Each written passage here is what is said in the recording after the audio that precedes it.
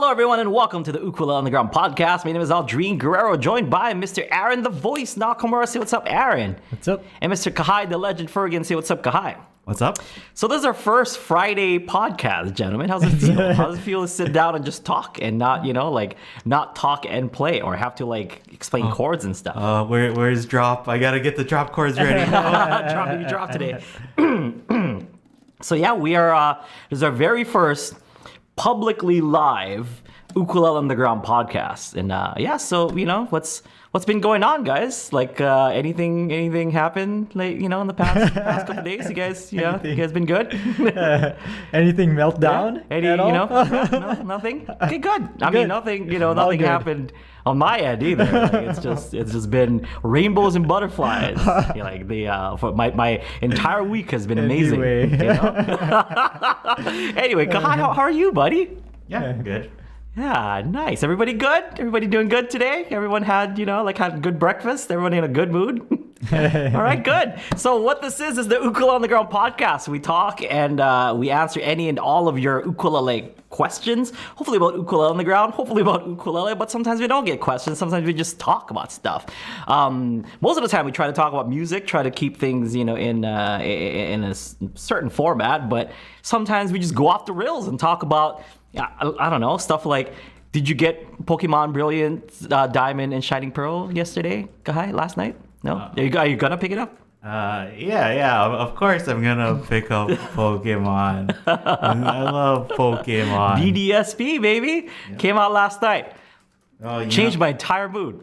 I went from being happy to extra happy because Pokemon came out. I'm gonna catch all the shinies. There you go. Yeah, that's a Pokemon term, right? See, that's exactly what we do here on Ukulele on the Ground podcast. We talk about whatever. And then sometimes we go, on a weird tangent. So for all of you, we have a lot of maybe not a lot, but we have, I'm sure, a bunch of new people watching this for the very first time. They're like, when are we gonna start playing drop or tropical Hawaiian day, and they're probably just going to be waiting the whole time, I think.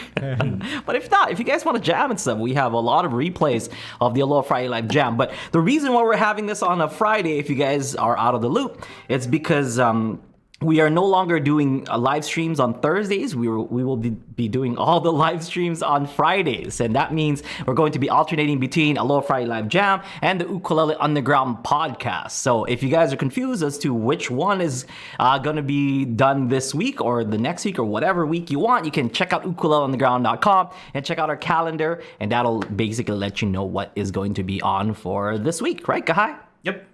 Yeah, so this week is the podcast. Sorry. So, Kahai, give me the first question, bud. Yeah, Taro asked, he said, it's possible to play pretty much any genre on many instruments. Yes. But maybe some genres are better suited to some instruments. Yeah. And of course, there's a matter of preference. Other than Hawaiian music, what are the genres you enjoy the most or think are best suited to the ukulele? And I kind of have a add on to this too. Nice. Okay. That's a great question, actually. That's, I mean, honestly, any genre fits with the ukulele, and I mean any. I've seen videos of people doing metal, on YouTube and stuff on ukulele. I've seen people doing hard rock and punk and stuff. So, if people are like, no, you can't do that. I mean, you can, but some people might not like how it sounds, but some people do. One man's medicine is another man's poison, Kahai. Not everyone's gonna like the same thing. I've learned this week, So if you're asking me personally what I like with what kind of genres I like with the ukulele, of course you already mentioned Hawaiian music. I like a lot of acoustic stuff on the ukulele, which means things like Jim Croce or James Taylor.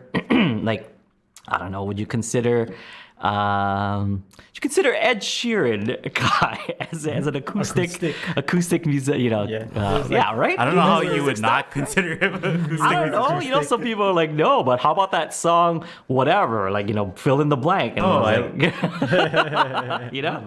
don't want to make any, because we're public and live to everyone now. I don't want to upset any Ed Sheeran fans. Are like, no.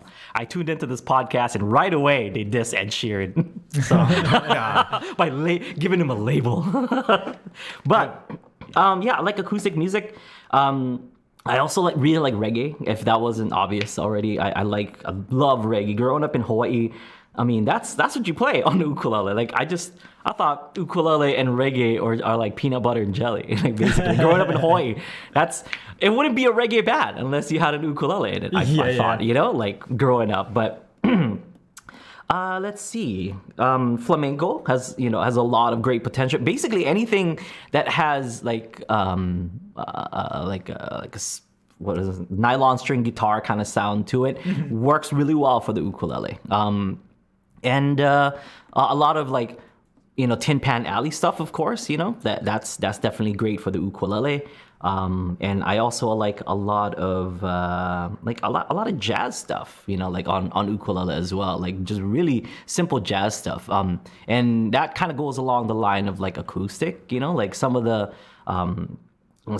players that come to mind, of course, is like Sarah Mizell. Like she does great like jazz work on the ukulele, and it works really well. Paul Hemmings, Abe Lagrimas Jr. And just those kind of artists just make it like, that ukulele is meant for jazz. It's just, this is kind of perfect. So I'm sure I'm missing a lot, but those are definitely ones that come in mind when I'm being asked what genres fit well with the ukulele. Yeah. Mm-hmm. The other thing I was gonna say is, what is a genre that you think is like underappreciated on ukulele, or people don't overlook that it should be on ukulele, or you've heard on ukulele and people don't really know about? Oh, that's a tough one. Because I feel like everyone's basically embraced everything. But I mean, I have traveled to a bunch of places and stuff, and I as weird as this may sound, because we talk about reggae like as being super duper common here in Hawaii, and it's almost synonymous to the ukulele. Like if you play ukulele, you're guaranteed to play at least one reggae song. But like going to the mainland, especially going to to Europe and stuff, like no one plays reggae. Maybe like a few people, but reggae is not the first place that they go to. As far as ukulele.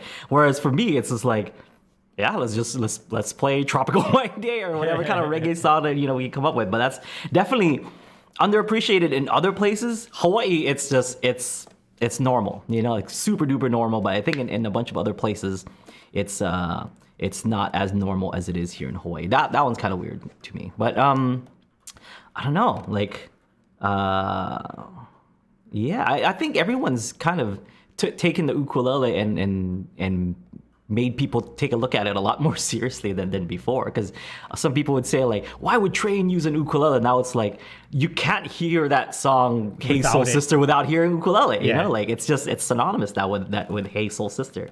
So why would a indie rock band use an ukulele? But then when you hear that song, if they didn't have an ukulele and they're like, okay, well now I guess you just play this part on guitar. And people are like, that's capo it. Why does it sound so weird?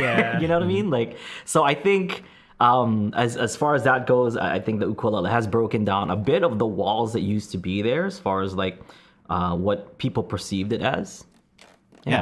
Because I was gonna say, I don't think it's overlooked or anything, but I think definitely something that has opened up in people's mind is using uke for lo-fi hip hop. I hear that a lot, and I think the uke and classical guitar, because of the nylon strings, people are like, this fits this genre really well for some reason. Yeah. I mean, nylon string guitar and that kind of acoustic sound blending in with hip hop has been prominent for a while now, since the 90s, from what I remember, maybe even the late 80s, but definitely in the 90s there's a lot of that stuff where they're mixing that that acoustic and hip hop kind of sound. So it's not anything new really. I mentioned it does go well with anything kind of nylon string sound kind of thing. So hip hop would definitely be one of them. But there's some really cool. I told you I got into not got into, but I started a TikTok, or I joined TikTok. I guess maybe I didn't post any videos or anything, but I started a TikTok just to look, just to take a look, just so that I can have my fingers. My fingers on the pulse of what's going on around me. I work on the internet, so I should know what's going around on the internet, right, Kai? I'm young. I'm hip. I'm with it. So I started, and there's actually a lot of, of course, I'm going to look up ukulele and like all the people who are playing ukulele on TikTok. And there's a lot of really cool, like lo-fi, like hip hop and, Nice. like chill hop, like those kind of dudes. And they're really like doing a lot of like the golpe stuff or any kind of like cool little Artificial percussive things. harmonics. Yeah, like it's really cool. And I think musicians nowadays have this like new appreciation for like beautiful sounding chords. Like that's kind of what the trend that I've really been liking, like it doesn't matter if it's guitar or bass or ukulele or piano, people are like really digging like some some neo soul kind of chords or those, and it's awesome. Like, so seeing that for the ukulele I think is really cool. So if people think that it's not being used for like lo-fi and hip hop and whatnot, you gotta look in the right avenues. Yeah. I hope that there's like kids out there who are like, I'm really into this like type of music. Yeah. And they find out that it's like, oh, this is played on ukulele. I wanna like get into ukulele from that. Yeah. I think that, because that is like, I don't know, I see that as being like the future of like kids who are getting into it too, right? Yeah. And it's like Ukulele Underground's goal is like to grow the next generation of ukulele players. And like when we first started, it's kind of like, here's all the cool things you could do with the ukulele, and people are like, that is pretty cool. But now like I'm looking at the things on the internet, I'm like, that is pretty cool. Someone should start an Ukulele Underground or something. Underground, all these cool things that I'm seeing, like under the underground or whatever. It's really cool. There's like a I don't know if it's like guitar players that are picking it up and they're like, this is a really cool instrument, and they're doing like cool guitar things on it, which I mean, it's not new, like that's not a new thing to do. Like I did that. I was a guitar player doing, ukulele things, but I think, it's going in the right direction, I think. Yeah. It's really good. Like I would started a TikTok, 10 out of 10. Would do it again, Kahai. I'm like now exposed to a lot of cool ukulele music. Yeah. I think that is like, and I think that's the avenue that younger I say younger people are taking to communicate their music, right? Yeah, like you're through TikTok. young. Come on, man. Yeah, but I don't have a TikTok, so. Or an Instagram, or a Facebook, or a Twitter. But I'm on Ukulele Underground, I'm very jealous. I wish I was not on social media anymore. Like I was talking this past week about like, I make it a point to like really try to stop looking at my phone, and if I do look at my phone, it has to be not like social media. I don't know, like maybe just check my email or something, or like if I get a message from my wife or whatever, like a picture of my daughter. It's like those are the things that like, that's pretty cool. But then like as soon as my thumb clicks on like Instagram or something, it's like no, turn it off. Some of it is toxic, Kahai. That's what I've heard. That's right. Maybe you want to take some questions? Some more questions? Sure. Yeah. So we are live now. So that means, and we're live not just. I guess we were always live, but like now we're live and public over on our YouTube channel, Ukulele Underground new channel. So Ukulele Underground. Is it Ukulele Underground? Yeah. Okay, Ukulele Underground YouTube channel. But fret not. All of you UU Plus members, we're still going to be taking your questions first via the Ukulele Underground Plus Discord. Yep. Okay. Yeah. So, but we'll take questions from anyone, from all directions. Come on, Kai, give me one. Taffy asked, will I ever get used to the callus on my fingers playing almost 2 years every day for 2 hours? Oh yeah. I mean, it's gonna become a part of your hand.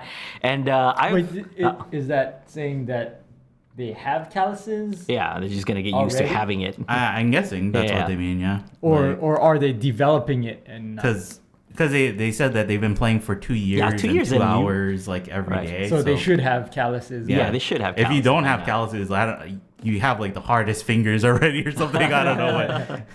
But yeah, I mean, like you'll learn to deal with it. I mean, like what's like the pros of having soft fingers, Guy? I don't know. Versus like having calloused fingers. Like what would be one reason why why you wouldn't want to have callous fingers. I feel like having callous fingers is such an advantage for like a lot of stuff. Yeah. I know, like, a girl in my high school stopped playing guitar because she started getting calluses, and she just thought it was, like, gross or something, you know? It's like, I guess so. Yeah. But So I mean, dead skin, like, we shed dead skin every day, like, as humans, you know? And I think when you start off and your calluses, like, it feels very, like, you have soft skin, the soft skin on your fingers, and then the hard callus on the tips. Yeah. Like when you start off, it's like a very definitive edge of like, this is where my callus starts, this is where my skin starts, kind of thing. But then as you play more and more, I think the tip just gets harder, right? Like, and then it kind of all blends in, and I don't think about my callus anymore or whatever, right? So the only time I really think about it is like if you play a lot or something happens and your callus ends up falling off or something, and you pick on it, like, that soft skin underneath. You know. So I mean, just don't pick on it, I guess. But other than that, I mean, it's fine, you know. Like, you will get used to it, and I don't know. But then again, 2 years in, and he or she is still not used to it. Then, you know, I don't know. Like, but I feel like you will. Yeah. Just give it time, you know. Yeah. I don't know.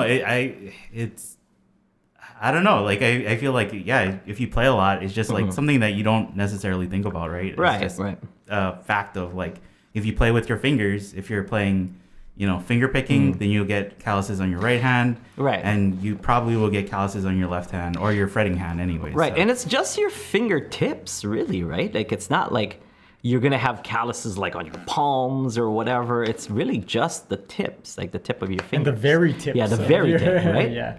So it's not not too the pads bad. of your fingers. They shouldn't be anyways. Right? Yeah. So it's not too bad. I mean, because like, it's not just playing music, but there's a bunch of professions that would give you calluses, and sometimes like and worse, you know, like if you work in construction, for example, the whole hand is going to be all callus stuff, you know, like, or if you work on anything kind of hands-on, like, I think you're bound to get calluses. So don't be afraid of getting calluses. Totally normal. People develop them every day. Shedding skin, even, like, people shed skin every day. It's don't worry, it's perfectly natural. If you don't like it, then, you know, like, maybe I don't know, what would be the solution to not have calluses? I mean, I guess like there are creams that you can put in your hand, like that would prevent it from like getting dry and like and harden and stuff. But so maybe after you play, put on some like hand cream or lotion. I don't know. Like, this is not beauty tips by Aldrine or anything. So like, don't take my word for it. I like calluses, so I don't know what to do, like how to do the opposite of like how to not to get them, you know? I think this is it's weird, and I don't really know if it'll work on you, but I've seen bass players who play with gloves. Right? Yeah, like, that's true. Yeah. So maybe you can find a glove. That's right. But I'm not sure what it would because be. it's really just your left hand. Like, I don't have any calluses on my right hand. Yeah, not really. Yeah, because also my right hand, I use my nails, so it's mostly like when I hit the strings, it's the nails hitting the strings. The only kind of callus that I have is on my pointer finger when I do like up strums and stuff. But other than that, everything else is pretty soft and tender, guy. Like, if a pin were to drop on my middle finger, I would say owie. so sensitive. Taffy said, "Thank you. Sometimes they are numb, so I'm guessing they're talking about their fingers being numb. Yeah. And then I don't know. That's not really a callus thing, though, right? Like, that might be something completely different. Like, yeah. But it also depends. I mean, the more you play it, the more developed the calluses are gonna come. So maybe if you only play a little bit, then like, and it's not enough to kind of develop it, and then you try to play again, like say the next day, and then you're like, oh man, it still hurts or whatever. But I don't know. Like, that's also kind of rare. But look into it. Like, it shouldn't be like feeling numb. That might be like a nerve thing.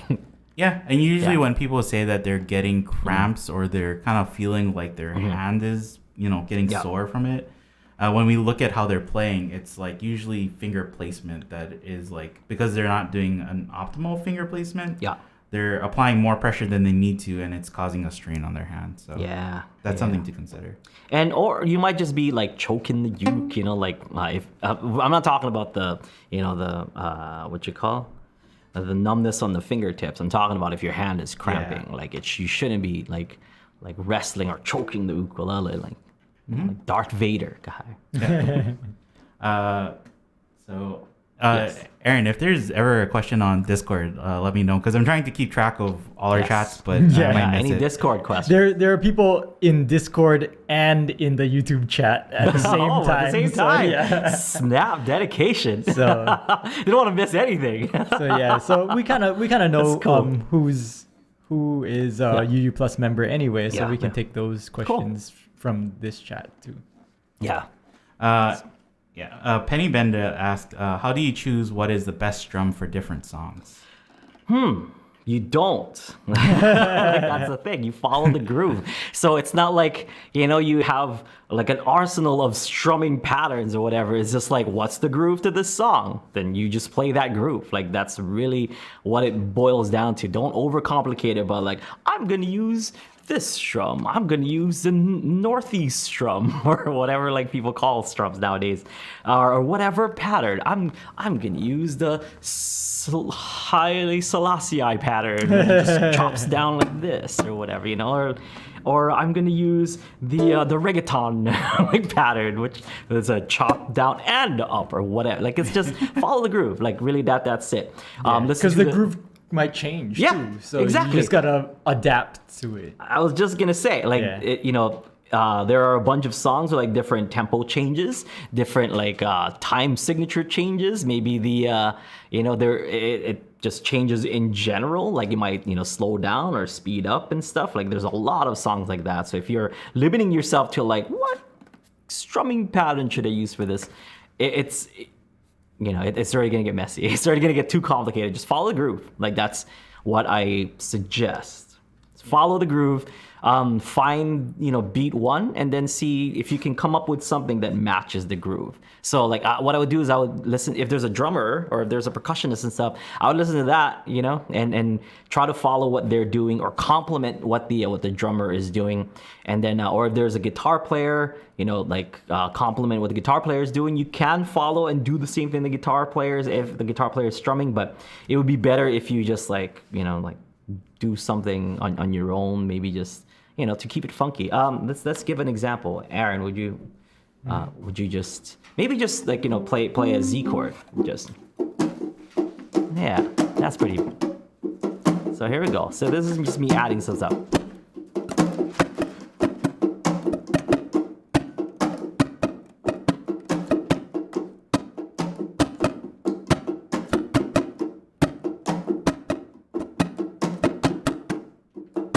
Even just a simple like.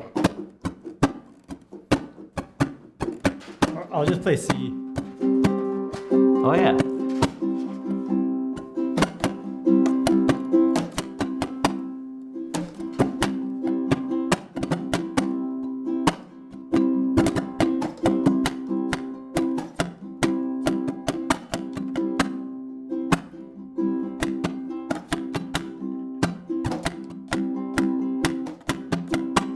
Like random, you know what I mean? Like, it's not like it's a pattern or anything. But even so say like I'll change my groove. Okay. And then you just like do what you would do if you were trying to follow. So like Aldrine is not really looking at what my hand is doing. He's just listening to what I'm doing. Okay. So I'll just stay on C. So and then or maybe C and F.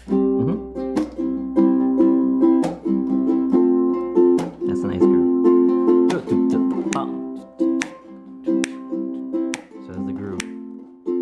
So if you're having a hard time like finding the groove, seriously, just find the downbeats.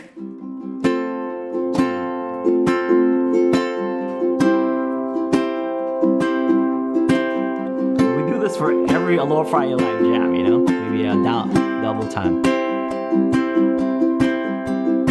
But keep playing, and then like listen to the highs and lows. It's like of where like the loud parts are, when the soft parts are. Let's try to see if you can follow that. So I see it's like kind of this build, okay? So if I'm looking for this build, even if I'm like and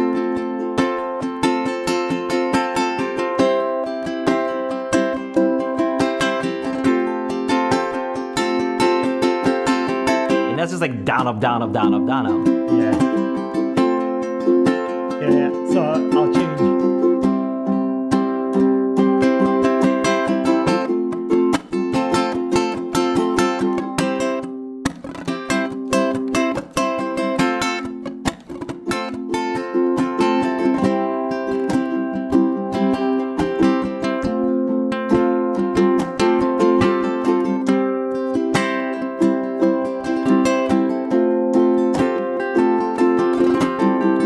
I'm like adding the adding the what you call like finger picking.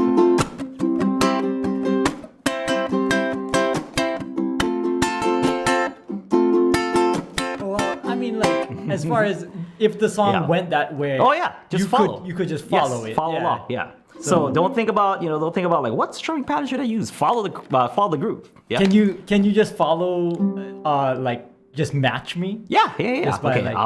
I'll do this so I don't look at your hand. Yeah. So we'll go.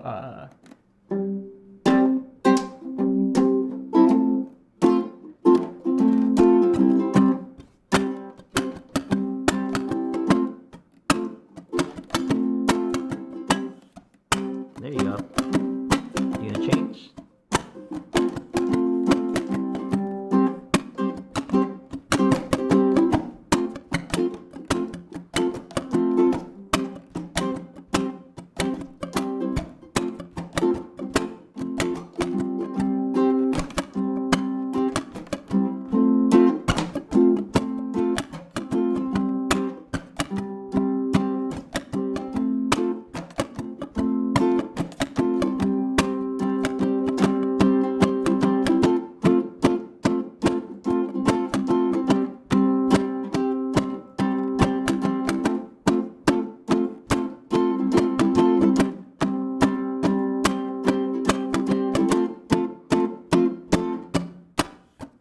Yeah.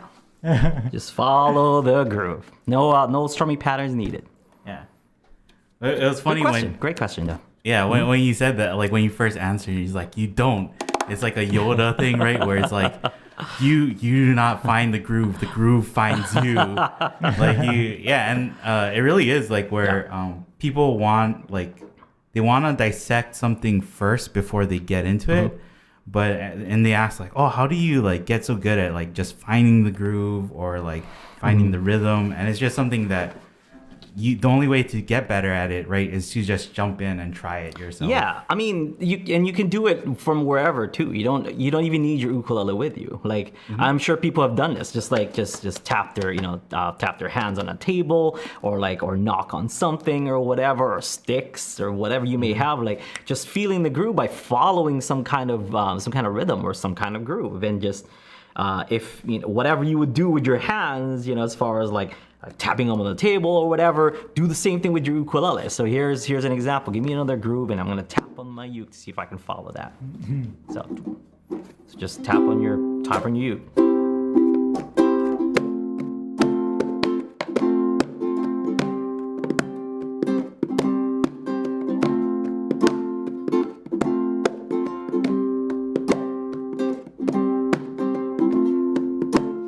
So the groove is.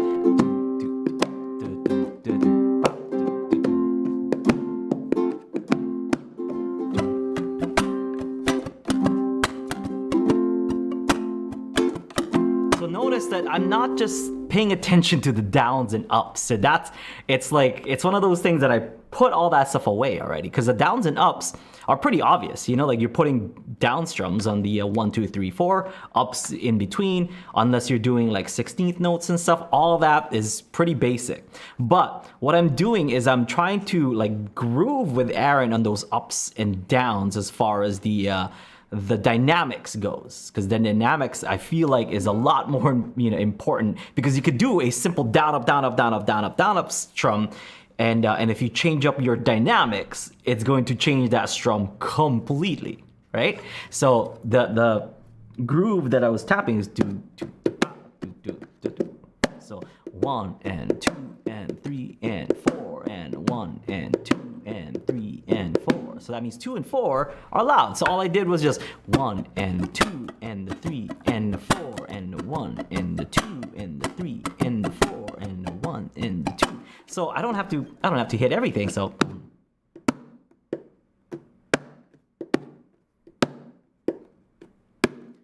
like a simpler beat.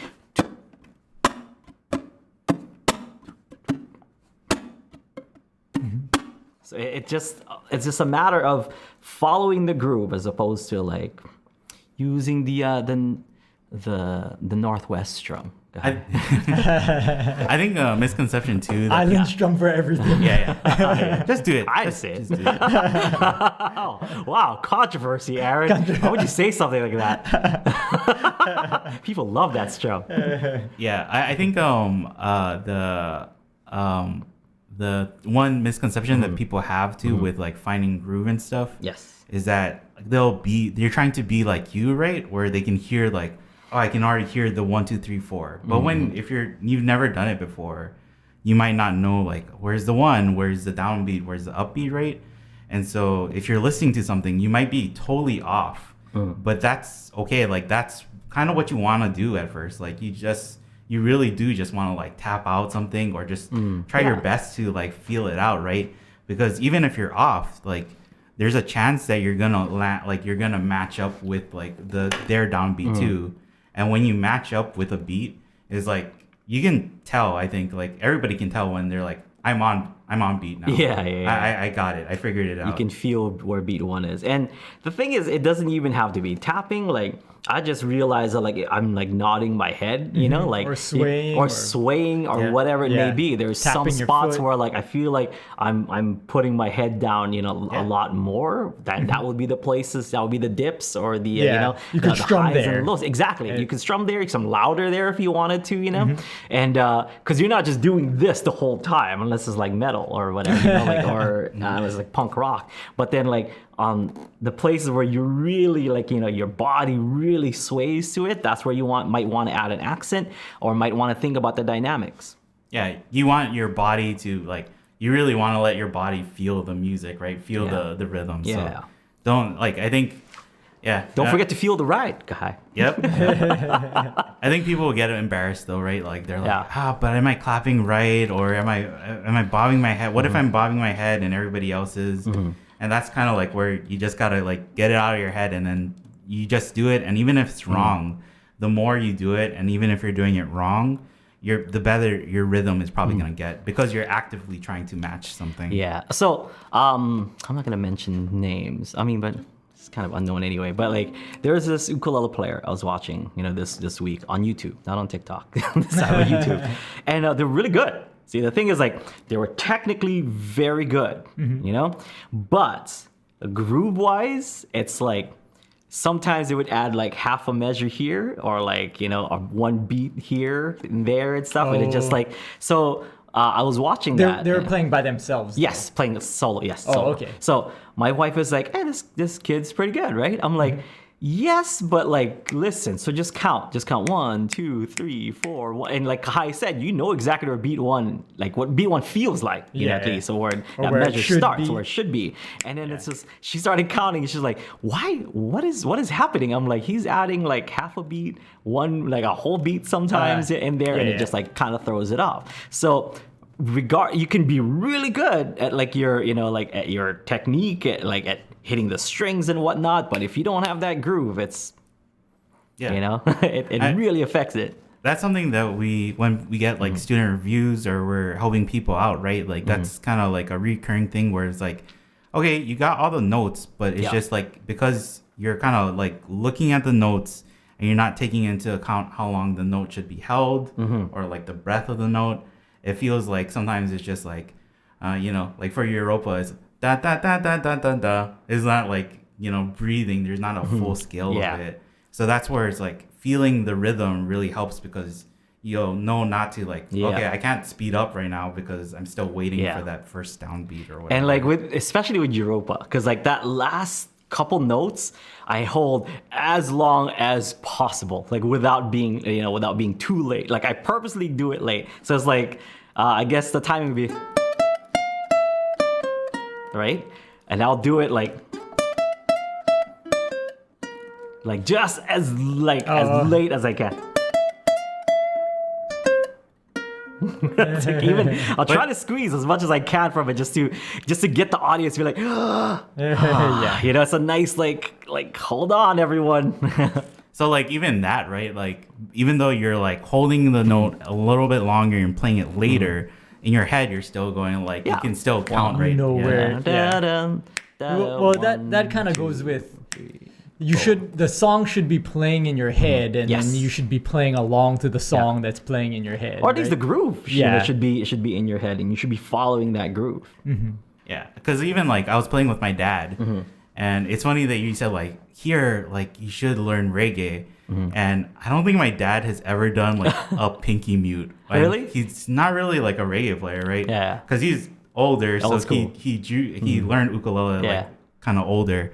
But like, so we were playing a reggae song, and he was trying to like, 2 and 4. It's like 2, 4, 2, 4. I'm like, no, Dad, just strum the whole thing, and then you only like kind of play it, like you open up those notes. But he's like, oh, okay. And so I strummed, like I just did 1 and 2 and 3 and 4. Like I did that, and then when he watched me and he matched, then he could like, okay, yeah, now I get it. Now that I know, because you could follow your groove. yeah. But he thought like, I gotta match it up exactly, and I'm just hitting the now and now, and I that's the same problem that people have with like strumming patterns, right? They're like down, down, down, up, up. Yeah, the down goes here. Down, right now. Yeah. And how did I know? You missed it. Yeah, and then when you miss it, then you're thrown off, and Yeah. you can't seem to get back onto it. Or even like, it's like, well, what's a strumming pattern? It's down, down, up, down, up. If you just go down, up, down, up, it's like, that is, I guess, technically the right, like the right downs and ups and stuff. But unless you say it in a rhythm or say it in a groove, it doesn't really make sense. Because if I just go, like, it seems like I'm just playing, I don't know, like some weird, like island ska, Yeah. So in the chat, I think Susan, I'm not sure if this was referring to strumming, but she said that she always makes mistakes, and how do I get out of it? Okay, well, if we're talking strumming, we mentioned how you can feel where beat 1 is. If you mess up at all, and just go wait around for beat 1, like honestly, like because if you can, it's kind of like a good placement of like where a groove starts, or where you should be starting, say a chord or whatever it may be. Beat 1 is very, very, very important. You mess up and that measure, take it again, beat 1 of the next measure, you'll be fine. Yeah. So don't worry about it. Yeah. Yeah. I think You just feel it out and then come in where it feels like you. So let's give them an example. I don't know. Give me the C and F. Right there. Yeah, give me groove. There you go. So if I go.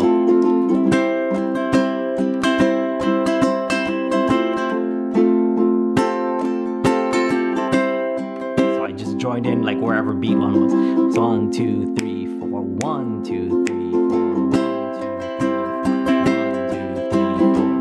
1, 2, 3, 4. 1, 2, 3, 4. So just figure out where like beat 1 is again. Or I mean, everyone's beat 1 might be different depending on how you're thinking about, segmenting the rhythm. You can either think about it as 1, 2, 3, 4, or like how I did 1, 2, 3, 4, 1, which is double time. So for me, double time, I can catch up a little bit easier, because it's faster to get me to that beat 1.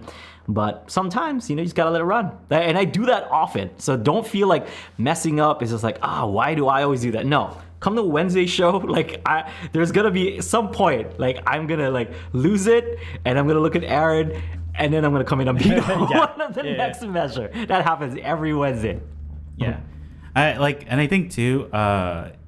People, if you're learning a slow song, it's harder to match the rhythm because there's more gaps between the downbeats, right? So it can be like 1, 2, 3, and when you get more used to playing music, instead of doing that, like because it is hard to just count.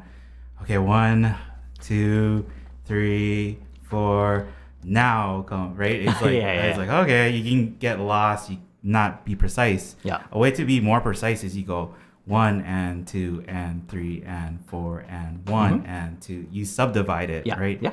So, and both of those things, like if you're feeling the rhythm either way, they're both the same. So it doesn't really matter.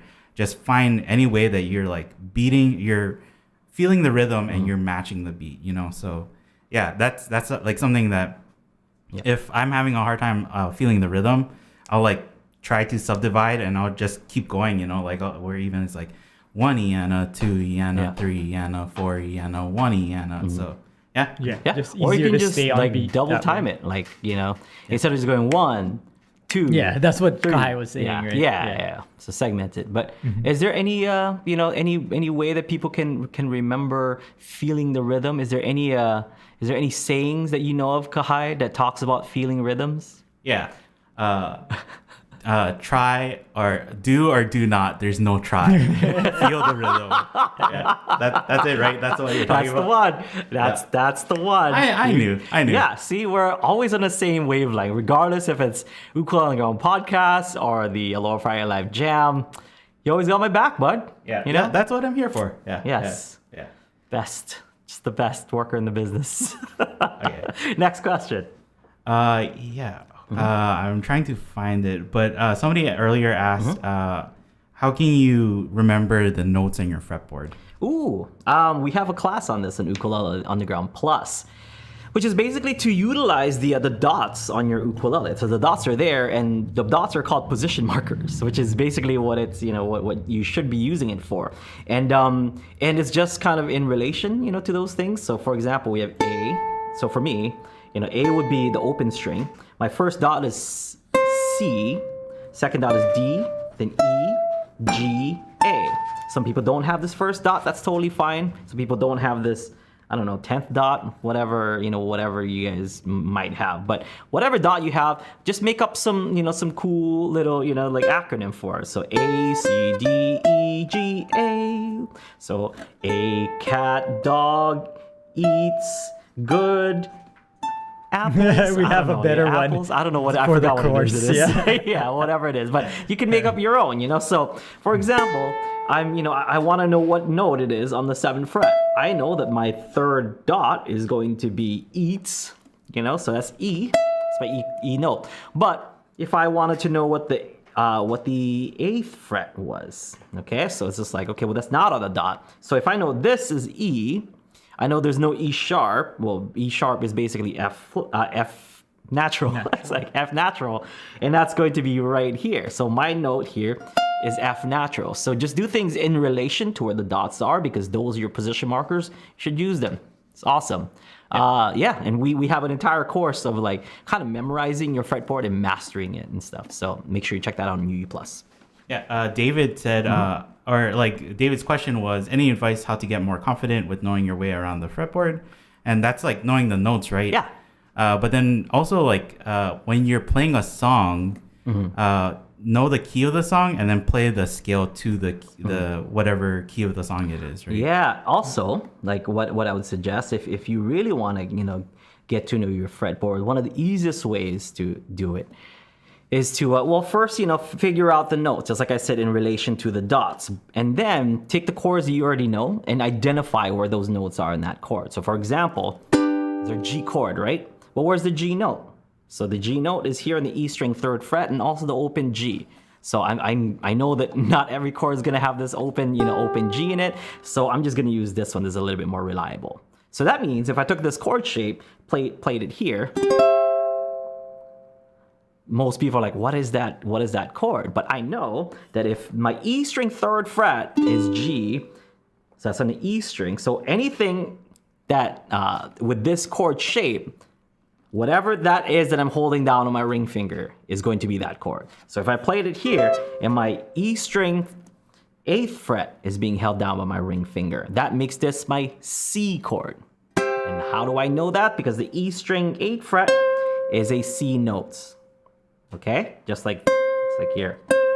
So if I'm gonna place my ring finger there, build that chord shape around it, make this a C chord. So I can either play this, that works for all the chords. Here's a D chord, for example, right?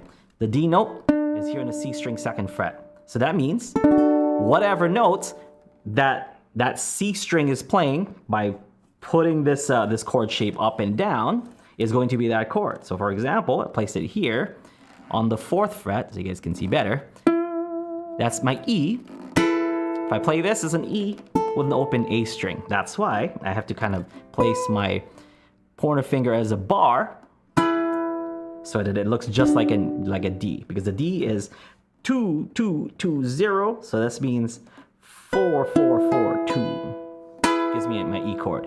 And if I move that up one more, now the C string is playing the F note on the C string. This is my F chord. So I can either play it here, or play my F here.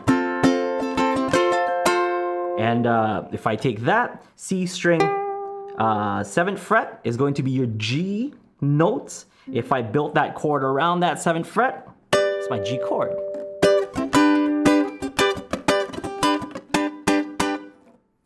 Yeah. Easy. Right, Kai? So easy. Caveman could do it, That's Kai. sort of like the tip of the iceberg as far as knowing your way around your Yeah. fretboard. You know, people are like, why would I want to learn like that? And what that is called is inversions, right? Like, why would I want to learn inversions? But I know like a easy motivator for a lot of people, right? Is like, if you can't play a certain bar chord, there's probably an inversion that you can play that's way easier too, right? So that's why it's like, you know, if you're like, I love this song, but I just can't play the E chord or whatever. Guess what? You can find an inversion and you'll probably be able to play it. So if Train can play the E chord, so can you. so can you, without playing the E chord. I don't think we can, what is it called? Like, I don't think we can rag on Train though, because in Hawaii we played D7 without playing a D note. That's true. But that's got like 2 E's in it. Like that. It's not even a full E chord. It's just E and B. So he's doubling up the B, and he's doubling up the E. Yeah. And then like lowering that. It's like a E power chord. Yeah. It's like basically like a power chord. Okay. Kai asked, Yes. how long does Aldrine grow his fingernails on his strumming hand, and how does he maintain them? Ooh. With trips to the salon every no. I don't know. I wish I had that kind of money, you know. But no. This is so we'll zoom in. They're not that long actually. Nope. Oh. Yeah. Right. Maybe back here. Should I move it closer and you can just there. So it's not that long. Yeah. The thumb is the longest. Here's my thumb, and it's not that bad. I've seen people like Wahine Ilikea, that collab video that we did. Check out Kavika's nails. Hot dang, they are like to like carve someone's eye out for that with those nails. Kavika sometimes watches this show, so shout out to Kavika. Do you know if that's because he plays guitar? Like, yeah, guitar and ukulele and stuff, and just like it's one of those things that like old school musicians just like to grow out their nails, and just they like that kind of clackety clack sound with the guitar and ukulele, and that's cool. You know, it's a nice bright sound.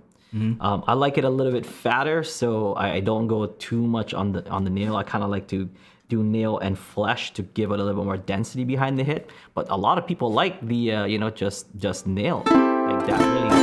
So here's me just trying to hit just nail.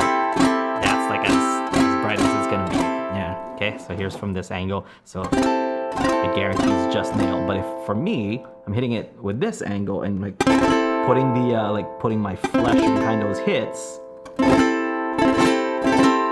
kind of gives me a louder, more fatter sound. Yeah. And so, if you're wondering like how long should I grow out my nails, that is kind of a personal preference, right? Yeah, it's a personal preference. And how do I keep them like this? I don't know. Like I try to trim them at least once, like every other week, which is too long. I should be trimming them like every week.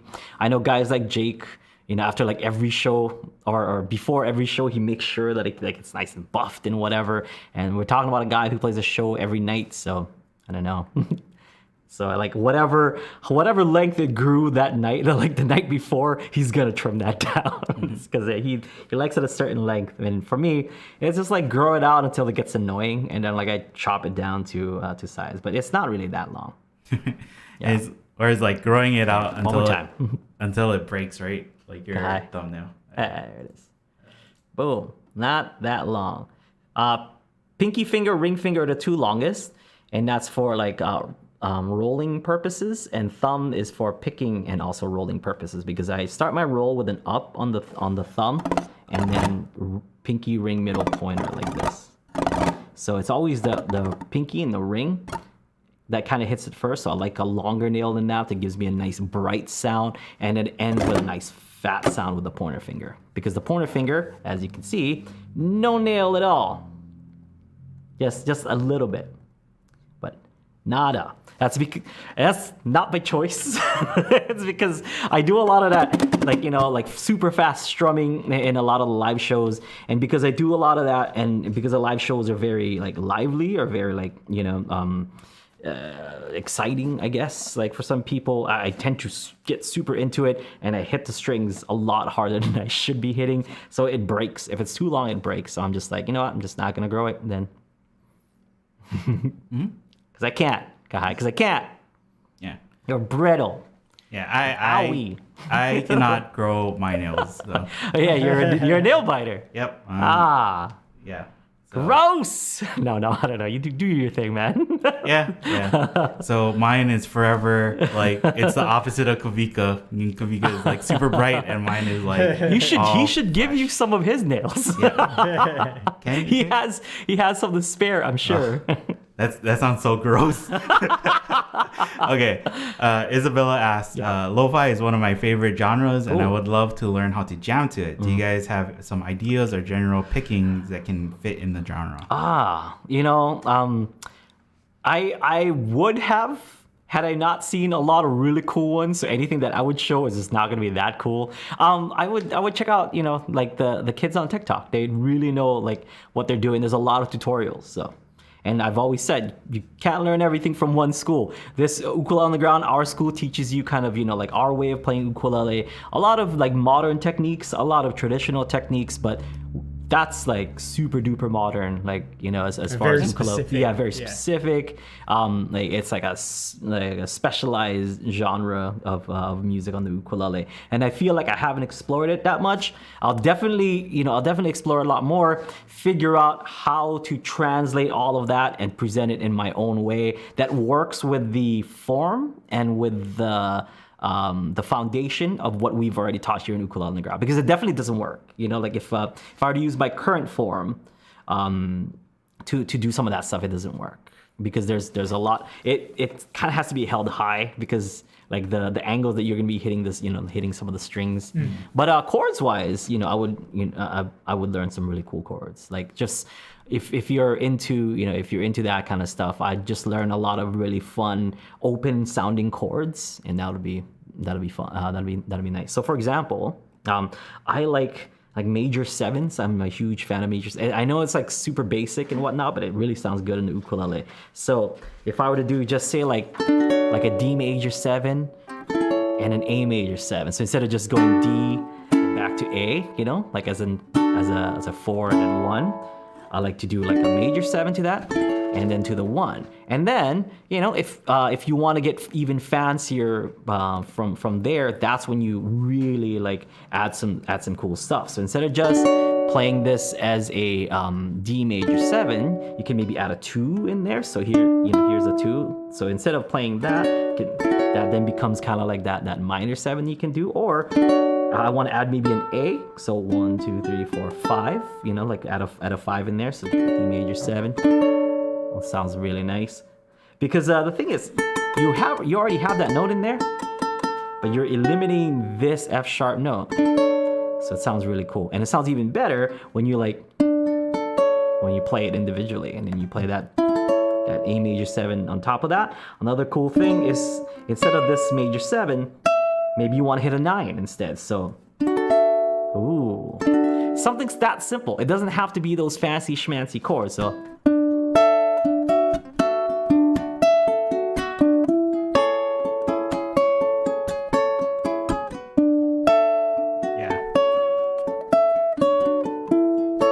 And then maybe add that 5 that we were talking about. So.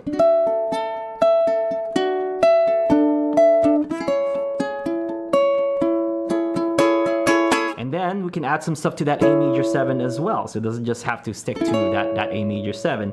Maybe we can do the A major 7, but instead of always sticking to that 4, so it's going to be 2, 4, 4, 4, right? For that A major 7. You can maybe do a 2, 4, 4, 2. Oh, sounds really nice. You can add the 9 in there. So it goes a. Since we're already adding the 9 to that 4.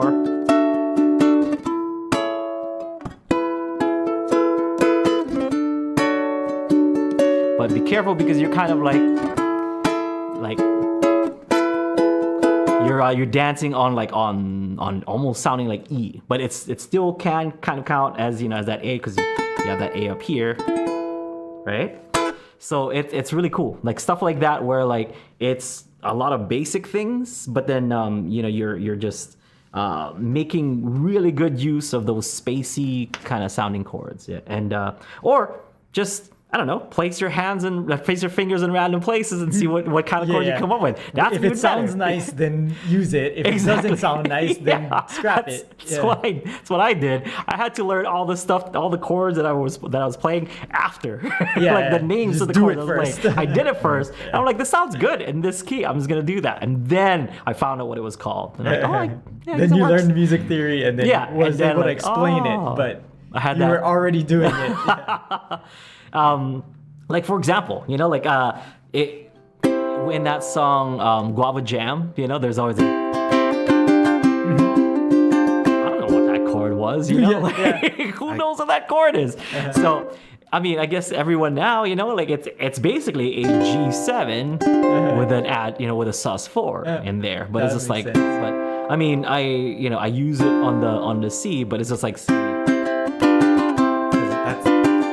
Right? It's it's a G7 and C, G7 and C, da da da da. Yeah, but you're holding the C so that it feels like a passing kind of. Right. So it's just kind of here. Because you can also use this in terms of C, not just as a G7 sus4, because you can use this as like a sus2, with the sus4 as well, So that's kind of cool, like in that sense. But like, did I know that before and did it matter? Not really. No, like it just sounded good.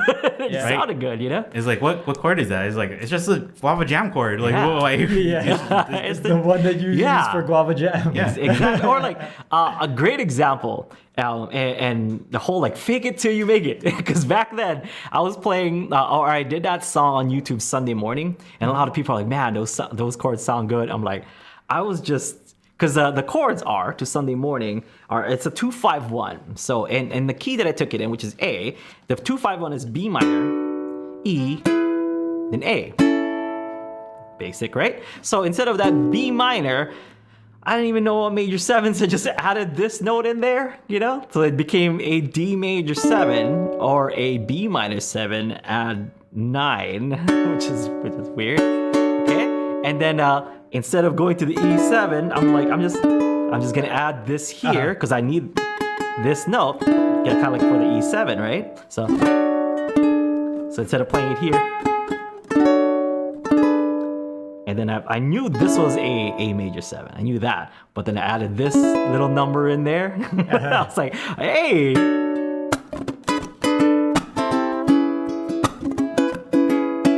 That was all just made up. Wow. I didn't know what that was. It just sounds good, Wow, Yaz. Wow. I just yazzed it up. Wow, so good. Yeah, so I can... that feels good to finally let that out, Kai. I've been holding in the secret all this time. I was pretending for decades. Like now, knowing what I was doing with the ukulele, and really, it's just like, this sounds good. Like, I'm just gonna play this. I don't, And it was actually Jake when I was playing that with Jake, because this, super not like improvise friendly. Like it's nice when you just kind of like strumming. Yeah. Because it's so.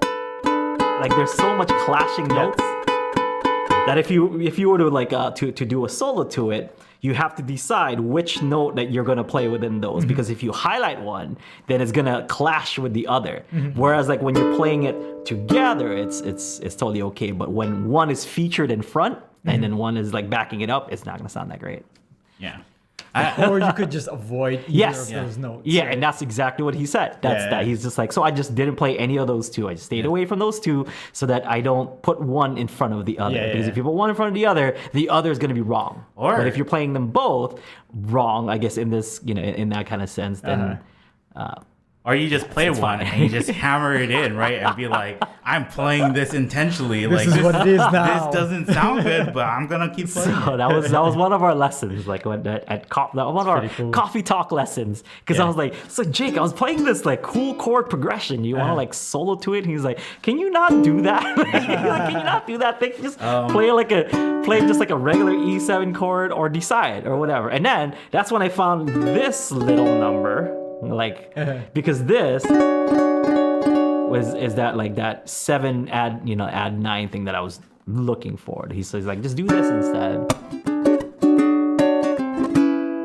But I'm like, it doesn't give me that that sound that I want though, Jake.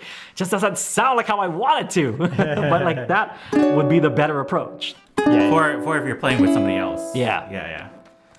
I was gonna say too, like with Isabella, if I think what I do with like trying to jam over stuff like lo-fi and stuff like that, picking stuff, I use a pentatonic scale, and because it's like a pentatonic scale is like more kind of open and not as like it's not like it doesn't really tell you exactly what key you're playing. It doesn't commit. And that's exactly the feeling of lo-fi too, right? Like that's why lo-fi uses so many like seventh chords. Airy kind of.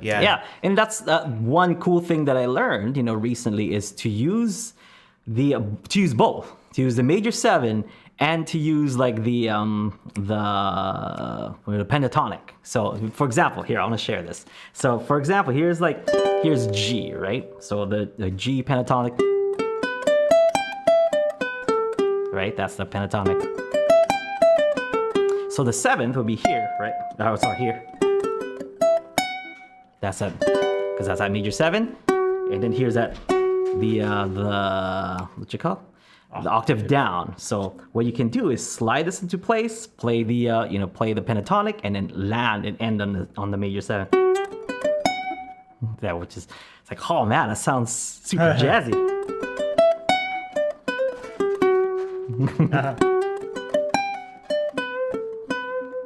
Just like playing around with that, adding this, adding the major 7th in there, just makes that, that pentatonic scale that much cooler sounding. So instead of just going,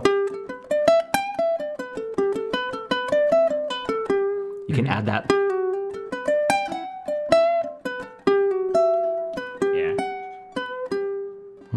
I think cool.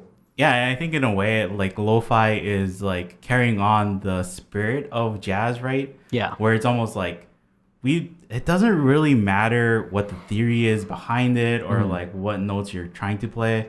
It's more of like we want to hear your intention when playing the notes, right? Yeah. So like if you can make something that is technically, like that's not in the key, or if that's not where it's supposed to be. If you can make it like sound good, or you can make it fit into that, then I think that's like more important than being like, am I playing the right scale at this point, or am I playing the right chord? And that's where it's just like play whatever sounds good to you, right? Yeah. Like that's a lot of it is experimenting. Yeah, I've been experimenting with that and experimenting like the what you call like chromatic ways to kind of get into it. So like just really like using that, but it doesn't into the notes, and because you're still using the using that pentatonic, but using also the major 7s and then sliding into it. So you're hitting that like that flat 7 as well, or like that flat 5 or flat 4. So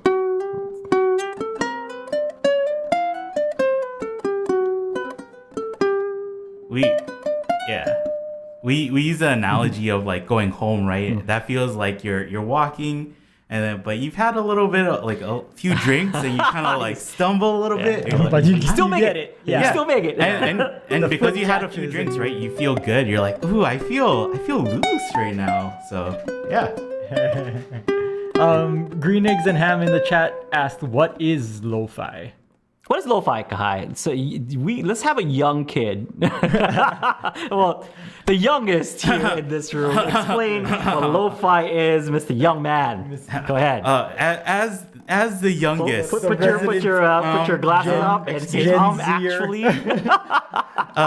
Lo-fi stands from low fidelity, and it's a type of music genre where you're trying to make a song, typically hip hop, that sounds like it was made using low fidelity equipment, so like tape recorders or record players, that kind of thing. That's why you hear a lot of songs, if you look up lo-fi hip hop, or it's all the songs where it's like relaxing songs to do your homework to or whatever, right? If you listen to them, they have a lot of like cracks from like record players or like the tape spooling Usually artificially added in. Hey, don't give away my secrets.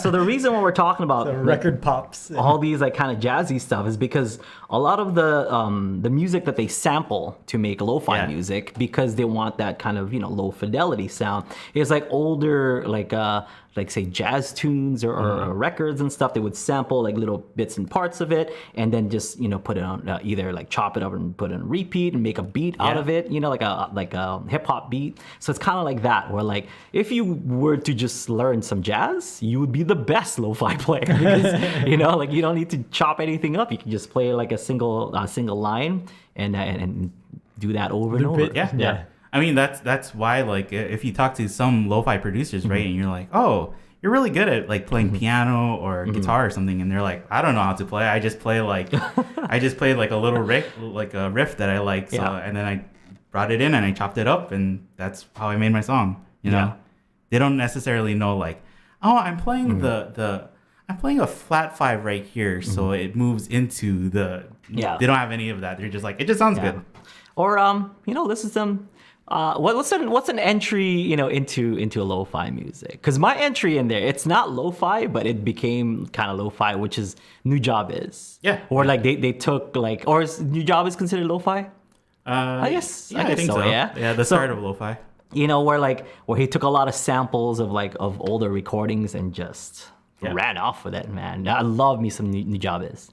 Yeah, and once you look up that, you'll just get a bunch of recommendations for a bunch of people that are trying to get that New Job is sound. Yeah, or I think the other producer he worked with is Fat John. Yeah, and Fat John makes a lot of great stuff too. So or just listen to Samurai Champloo soundtrack. Basically. Okay. Wow. We are over time, but any pressing questions that we need to take care of, Kai? I know there was questions in the chat, some more questions, but I don't think we'll get the time to answer them. So come back next week and ask your questions some more. And next week we're gonna have Friday jam. So next week. Yeah. Every other. Yeah, every other thing. See? Yeah. People stuck around the whole hour, they're still there. See, I told you. People are like, we're not going to jam it. You guys are just going to be talking for an hour. But yeah, Rex, you're still here. Thank you so much. I mean, I appreciate it. But see, this is exactly what we mean. It's fun. It's fun to just, because a lot of people just like the banter. Like people are like, oh, cool, they're playing a song. And they'll go, that's like the bathroom break part. They'll come back when like, I don't know, I'm like saying something to Kai or whatever. Like, right, Kai? Yep, yeah. So, yeah, join us every other week for the Ukulele on the Ground podcast. It's super fun. We'll try to get through more of your questions next time, because I'm not used to, getting like tons of questions. So whenever we get questions, we talk about it at length, and that's what sparks good conversations. So we'll see you folks next time. Next week, Friday is going to be Aloha Friday Live Jam. We have a brand new lesson that's or a UU Plus solo that's available for you guys to check out, which is Jingle Bells. So you're like, why should I learn Jingle Bells? This is the one you should learn. It's like Jingle Bells that drank like a whole bottle of Monster. I called it Jingle Bells plus meets Crazy G, right? Yeah, kind of like that. Yeah, kind of like that. So it's like, it's the opposite of lo-fi. Yeah, basically. So if you guys are interested in that, check out Ukulele Underground Plus to check out the UU Plus solo version of Jingle Bells. We have some cool stuff coming out, particularly after Black Friday. We have some cool stuff that's going on. We're going to be releasing some, I can't really say any like too much on it, but we're save your pennies. Yeah, don't spend all your money. Spend all your money Black Friday because you should send them our way too, right, Guy? Yeah, we'll have something for Yeah, you. Guy needs to get paid. So like please. it's been a long. How many months has it been? Easy like that got paid, Guy. Let's not talk about it. Okay. So we don't want HR to hear. Wait, what? Yeah. Anyway, anything else we need to remind people about? I just wanted to say that if you didn't get your questions asked on the chat today, Yes. you can sign up for UU Plus, put it inside the forum or the Discord, and we'll ask it next week. Just to make sure, or next week, just to make sure you get your questions asked. I'll be more prepared. Like in a couple of weeks, I'll just try to answer it more straightforward instead of try to elaborate on it. I think it's good and people liked it. So Okay. it's just that we couldn't get to all of them. Yeah, So. I feel bad that I couldn't get to everyone's questions. I apologize. We only have an hour. The other thing too is that people ask questions and it's like, if you look that up, the question itself inside of our catalog, we have an answer for some of those too. Okay. Just making sure. Yeah, and another thing I want to remind people about is that we have the Secret Santa Songwriting Challenge. Yeah. And so make sure to get your posts in because I think we might pick our Secret Santas pretty soon. Okay. Right? So how that works is on UU Plus, we have a post in the UU Plus forum.